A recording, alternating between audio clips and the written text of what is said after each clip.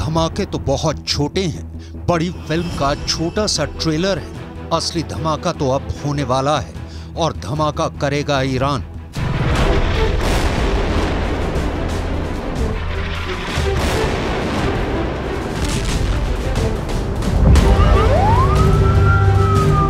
Iran ने अगर बम फोड़ा तो वो दुनिया का आखिरी बम धमाका भी साबित हो सकता है, क्योंकि वो ऐसा ब्लास्ट होगा जो पूरी दुनिया की चीथड़े उड़ा देगा। ऐसा ब्लास्ट जिससे बचना नामुमकिन होगा।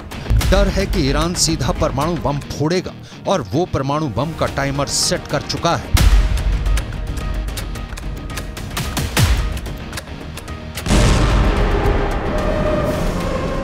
ईरान गुस्से में है, बहुत गुस्से में है। गुस्से में उसने अपने दोस्त चीन से फोन पर बात की और साफ साफ कह दिया है कि इजराइल ने गाजा में अब हद पार कर दी है। उसने ईरान के सब्र का बांध तोड़ दिया है, इसलिए अब बहुत बड़ा ब्लास्ट होगा।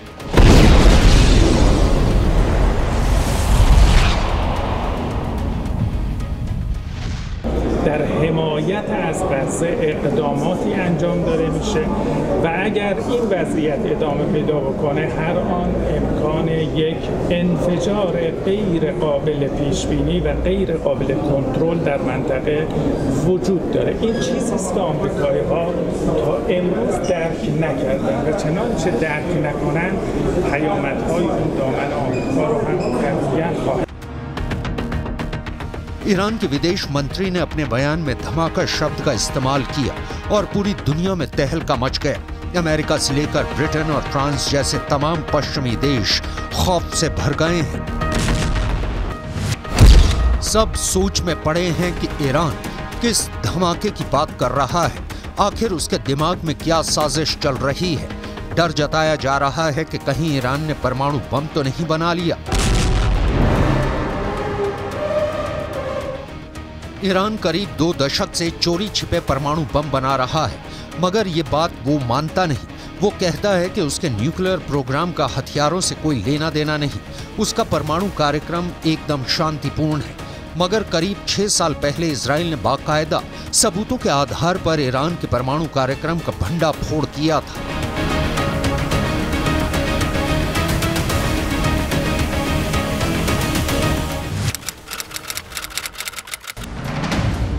एक किताब में दावा किया गया है कि 2018 में इजराइल की खुफिया एजेंसी मोसाद के एजेंट चुपके से ईरान की राजधानी तेहरान के पास एक खुफिया ठिकाने में घुस गए थे। वहां उन्होंने हजारों की तादाद में ऐसे टॉप सीक्रेट फाइलें चुरा ली थी जिनमें ईरान के परमाणु बम बनाने के कार्यक्रम का पूरा कच्चा चिट्ठा था।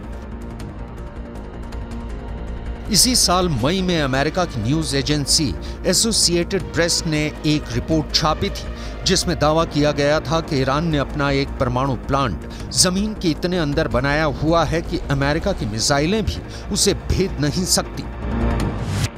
एसोसिएटेड प्रेस ने अपनी रिपोर्ट में दावा किया था कि ईरान तेहरान से करीब 225 किलोमीटर दूर नतांज न्यूक्लियर प्लांट के पास पहाड़ों में सुरंगें बना रहा है। जमीन में 260 से 328 फीट तक गहरी सुरंगें। ये गहराई इतनी ज्यादा है कि माना जा रहा है कि अमेरिका के बम भी ईरान की सुरंगों का कुछ नहीं बिगाड़ सकेंगे। यूरोप के भी कई देशों की इंटेलिजेंस रिपोर्ट कहती है कि ईरान परमाणु बम बनाने के इतने करीब पहुंच चुका है कि वो बहुत जल्द अपना पहला परमाणु बम टेस्ट भी कर सकता है।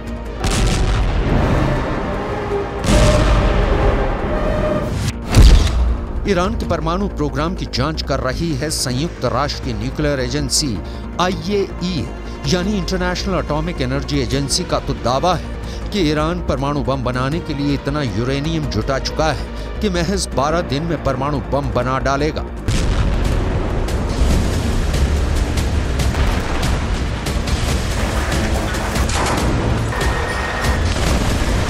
ये दावे डरावने हैं क्योंकि जब से हमास ने इजराइल में घुसकर हमला किया है तब से ईरान के न्यूक्लियर प्रोग्राम से पूरी दुनिया का ध्यान हटा हुआ है। ईरान के जिस परमाणु कार्यक्रम से अंतर्राष्ट्रीय मीडिया की नजरें नहीं हटती थी वो युद्ध की रिपोर्टिंग में लगा है।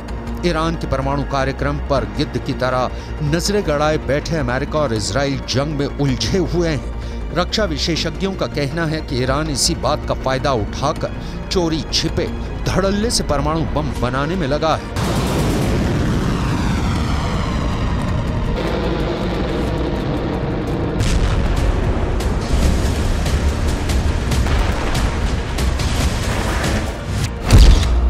सवाल ये है कि क्या 7 अक्टूबर को हमास से इजराइल पर हमला करवाना ईरान की सोची समझी साजिश का हिस्सा था, ताकि वो पश्चिमी देशों का ध्यान हमास में भटकाकर आराम से अपना परमाणु बम बना सके। क्या बीते 2 महीने से ईरान परमाणु युद्ध की प्लानिंग कर रहा है? ईरान ने यूं ही तो धमाके की धमकी नहीं दी होगी, जरूर उसके हथियारों के जखीरे में ब्रह्मास्त्र आ गया है। ईरान की धमकी का मतलब है पत्थर की लकीर। अब वो दोबारा नहीं चेताएगा, बल्कि सीधा अटैक करेगा।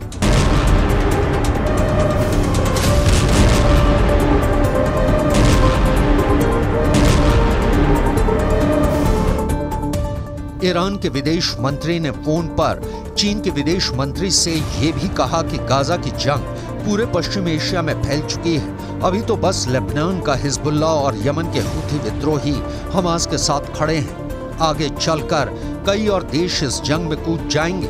ऐसे में अगर इजराइल ने अब भी हथियार नहीं डाले तो फिर जंगों का ऐसा विस्फोट होगा जिसमें पूरा का पूरा पश्चिम एशिया तबाह हो जाएगा।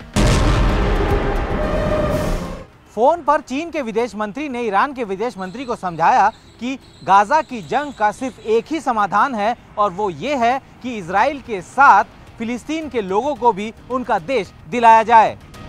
मगर ईरान इजराइल को खत्म करने की कसम खाए बैठा है। वो पहले ही दो टूक कह चुका है कि पूरे फसाद की जड़ ही इजराइल है। इसलिए जब इजराइल नक्शे से मिटेगा तभी पूरी दुनिया में शांति आएगी।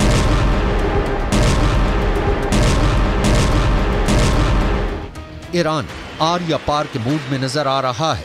अब तक उसने इजराइल के खात्मे की बस दुआ की है, इजराइल को धमकियां दी हैं और हमास और हिजबुल्लाह से उस पर हमले करवाए हैं, मगर कभी इजराइल से जंग के मैदान में सीधे सीधे दो हाथ नहीं की।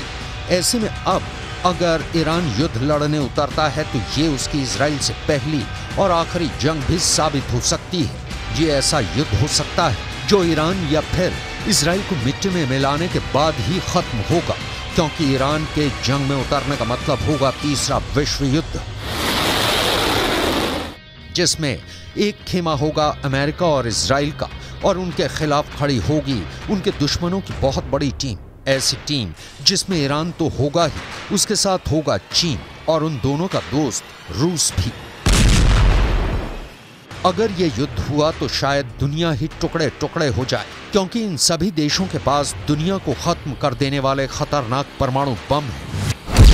अमेरिका के पास 5224 परमाणु बम हैं और उसके साथ ही इजराइल के पास 90, और इनके साथ खड़े रूस और चीन के पास परमाणु हथियारों का जखीरा है। रूस के पास दुनिया में सबसे ज्यादा परमाणु बम है। उसके परमाणु बमों की संख्या 5889 है। यह आंकड़ा अमेरिका के परमाणु हथियारों से भी ज्यादा है। वहीं चीन के पास 410 परमाणु बम है।